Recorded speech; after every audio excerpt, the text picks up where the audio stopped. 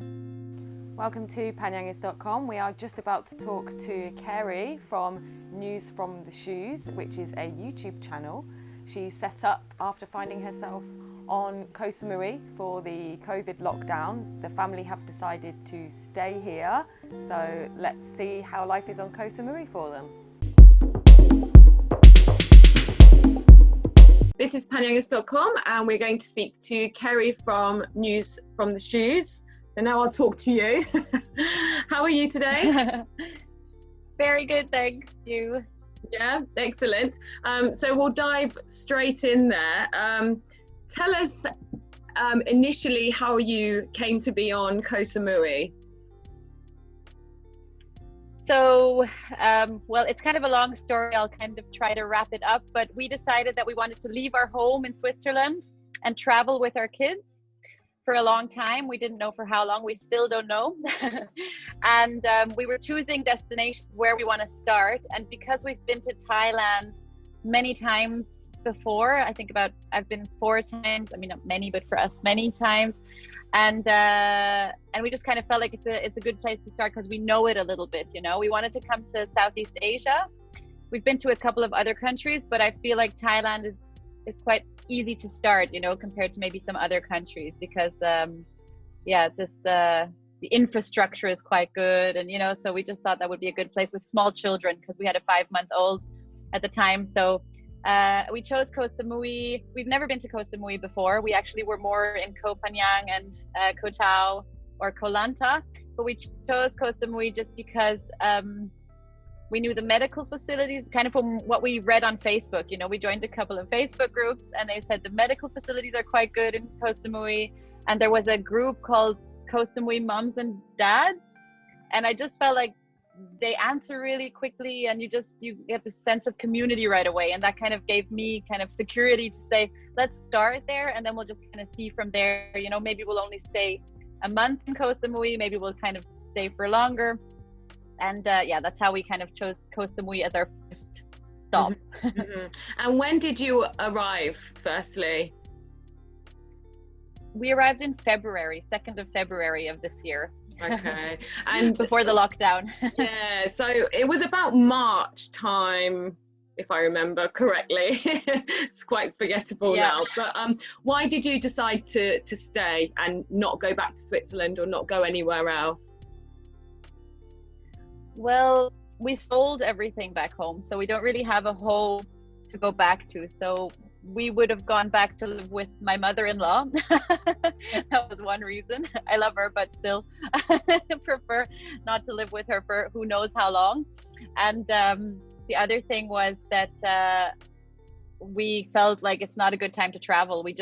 Nobody really knew a lot about COVID, and we just felt like, well, in Thailand it feels quite safe, and I didn't really feel comfortable going on multiple airplanes with my children. And I just thought, well, wouldn't it be the most logical thing to just kind of stay put, you know, and stay where we are? We love it here. It's beautiful. And the kids are happy. And that was just our gut feeling just told us it's the right thing to do. So that's what we went. But of course it was a really crazy time and we were uncertain because we had people back home saying, you have to come home now. And, you know, so it wasn't that easy of a decision, but it just kind of felt like the right decision. So we went with that. Mm-hmm. And we're happy we did.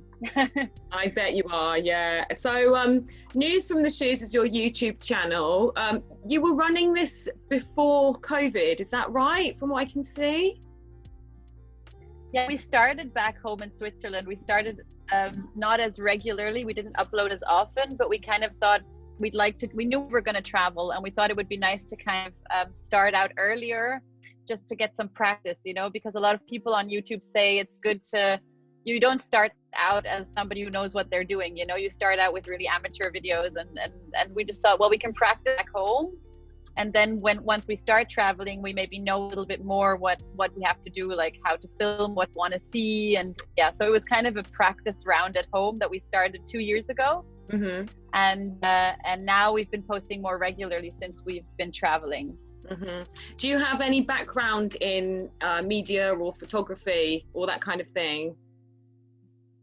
No, I started first on Instagram, 2.5 years ago, I started a food blog. That's kind of how I got into the whole social media thing. I started a food blog, and then I just kind of realized that YouTube is more. I find I can express myself more on YouTube. It's more. I learn more also. It's just a platform where you learn a lot more. You can learn a lot on Instagram as well, but it was just more for me. So then I switched slowly to YouTube. But I have no. I was a teacher before, so primary school teacher. Mm-hmm. Did you find that when you started uploading, you're kind of sticking it out on Koh Samui videos, did you get an influx of subscribers or views because of the unique situation? Yeah, and just because I realized that, I mean, that's also something that you learn after being on YouTube for a while, is that you really have to find your niche, and focus on one thing. And I think we started focusing on Koh Samui, and that's why I think people started finding us more, because YouTube, the algorithm is funny, it recognizes a channel because they say, oh, this channel is about Koh Samui. And so they promote it to people who are interested in Koh Samui. But if you do a whole bunch of different videos, like we're a travel family, and this is what we do, and this is what we eat, and this is the video about baby names, and this is the video about recipes, then it confuses YouTube and they don't show your videos to anybody. And so we started focusing on Koh Samui, and that's why I think, and of course also because there's not that much competition probably here right now. There's not as many YouTubers on Koh Samui as there normally would be. So that's maybe one of the things that is kind of beneficial for our channel at the moment. Mm-hmm. And hopefully, because of this situation, it might then, people are watching you to look at Koh Samui, but they might then, start to bond to you and then follow your journey further than Koh Samui. I hope so. Yeah. So you have 2 children and your husband's with you. So you have 1-year-old Max and your daughter. How old is your daughter and what's her name? She's 3 and her name is Hailey. Oh, cute. And then is it Joshua who's your husband? Yes. Well, his name is actually Josua. It's but he doesn't mind if you call him Joshua. It's easier Joshua, but yeah. Yeah. So how is it having a family on Koh Samui at the moment? I think Koh Samui is a very family-friendly place. We find it very easy here. I mean, the thing that we had to get used to at first is the ring road. Just if you're walking with a pram and you're on the side of the road, the sidewalks aren't that like family-friendly, but I think it's things that you get used to, and you kind of plan around that, like where can we go with the kids that makes sense. There's a lot of activities for families, like restaurants and hotels organize certain things.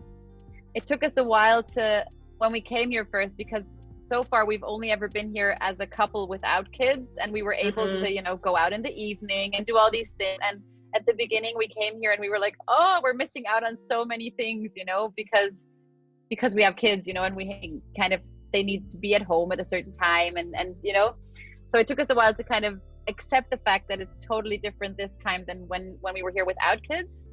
But we always knew we wouldn't be here if it wasn't for our kids, because this decision we made to come here was because we were a family and because we thought, this is a great place for our family to be while the kids are small. And so I find this a really good place because you can spend so much time at the beach outside, and that's what was driving me nuts back home. Was in Switzerland it's cold for quite a big part of the year. So quite often you're cooped up inside, and both our kids never were fans of the cold, and neither was I. So being able to just go to the beach, you don't have to really have any program, you can just go there and everybody's happy. So so it's a great place for us. Yeah, a lot easier as well, and hardly any clothes. Oh my gosh, that's a big one. How long do you think you will stay now? Well, we are studying at a Thai school now. We're studying Thai at a language school, and that's why we're in Koh Samui still. I think we might do some trips to other places, because I do Thai online, but Josua actually goes to school here. That's why we stayed in Koh Samui, because of the school, and that's until May. So we've committed until May to the language school, And what happens after that, we don't really know. Our original plan was to go to Vietnam after Thailand. So that still is somewhere in our minds, is maybe we can go to Vietnam next year. But it also depends. I mean, I think you can't really plan that much at the moment because you don't know what the situation will be like in different countries. So we're open to staying here if there's a way to extend by then, or going to another country in Southeast Asia. That could be Sri Lanka, Cambodia, Vietnam, really whatever. But we'd like to stay in Southeast Asia if possible. That's great. So how have you found the local community? I think I saw some videos with some locals, maybe one in Lamai. Have you made any like local friends, expat friends, and Thai? How have you found the community on Koh Samui? I think it's really different now than, I mean, I've never been to Koh Samui before, so I don't know what it's like normally, but I feel like now that there's not that many tourists here, I think the Thai people are a lot more open to us, you know. I mean, it's not so much about selling and, you know, like the normal tourism kind of thing that everybody gets into, you know. Now it's a different, maybe it's also because I do videos and I go and I ask people things that I really get into kind of deeper conversations. But I feel from my previous trips to Thailand, I feel like I'm connecting a lot faster to the people now than before, just because they have more time, I guess. Also, you know, normally they're working really hard and a lot. So yeah, the people are also with kids, of course it's different, because Thai people love children and they're so helpful with the children, and that's an immediate kind of connection that you have with people, you know. You talk about the kids, and so that's also different. So I find it very kind of easy to get to know the people now, and I also, that's kind of something that I want to do with my YouTube channel, is give the locals a voice a little bit, you know, and you know, because a lot of them now are struggling because they're not making as much money and there's not as much business. So if I can kind of, I don't know, promote their businesses a little bit on my channel, then that's like, it's, first of all, it's an interesting story to tell, but also if I can help in that way, then that's great. So I hope that I can do that a little bit with my channel. For sure, you're showing Koh Samui in a positive light and during a hard time, and you know, it's a great thing you're doing sort of within this this project of yours. So, any hopes for the future without COVID? Well, for us, or for us personally, I mean, my hope is that we can kind of stay.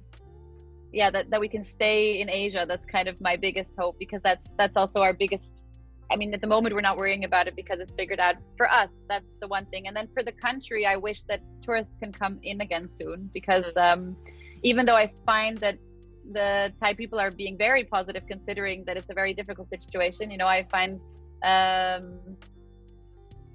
I don't know, it's not so much in the culture, the whole complaining thing, that I know much more from back home, you know. It's just this positivity is still here. I still know that, of course, I mean, we all know that it's a difficult situation, and that it just would be just great if it slowly would be possible to let people back in, and yeah, that would be my hope for Koh Samui and for Thailand. Yeah, for sure. Thank you very much, Carey. We'll link your YouTube channel to this video, and let us know if you come to Koh Phangan. There's loads of kids and babies. We can have a play date. Oh, definitely. Thank you so much for having me. You're welcome. Thanks so much. Thank you.